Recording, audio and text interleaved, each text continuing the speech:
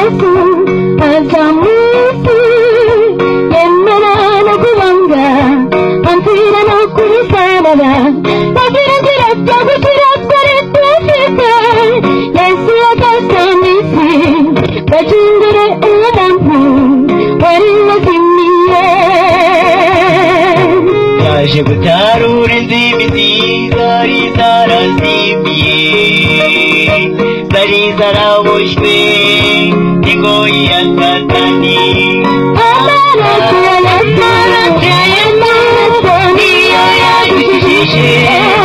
urupfu rwe nirwo rwatumye tugicungurwa iyo mpamvu nzahora kuririmba haleluya Yesu mwami amaraso ya Yesu niyo yadukijije urupfu rwe nirwo rwatumye tugicungurwa iyo mpamvu nzahora kuririmba haleluya Yesu mwami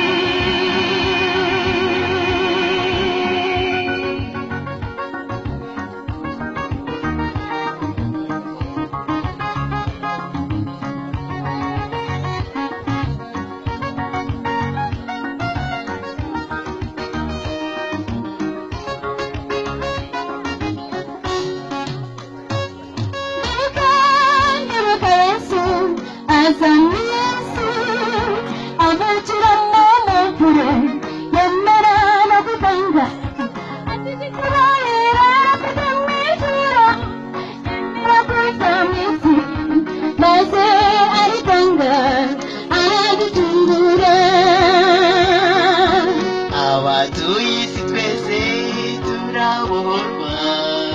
kubw'amaraso ye twese turacungurwa amaraso ya Yesu niyo yadukijije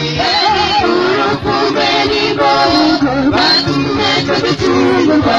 niyo mpamvu nzahora kuririmba haleluya Yesu ni umwami amaraso ya Yesu niyo yadukijije urupfu rwe nirwo rwatumye tugicungurwa iyo mpamvu nzahora kuririmba haleluya Yesu ni umwami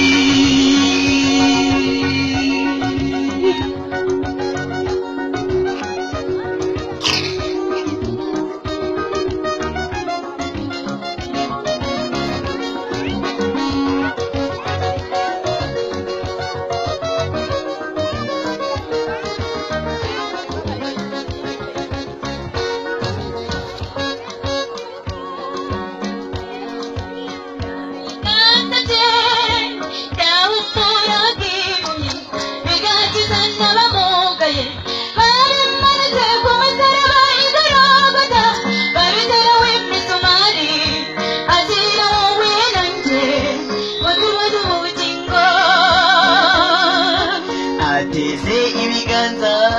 ashaka wowe nanjye yumva iryo jwi rye ntibinagira umutima amaraso ya Yesu niyo yadukijije urupfu rwe nirwo rwatumye tugicungurwa niyo mpamvu nzahora kuririmba haleluya Yesu ni umwami amaraso ya Yesu niyo yadukijije urupfu rwe nirwo rwatumye tugicungurwa niyo mpamvu nzahora kuririmba haleluya Yesu ni umwami amaraso niyo yadukijije urupfu rwe nirwo rwatumye tugicungurwa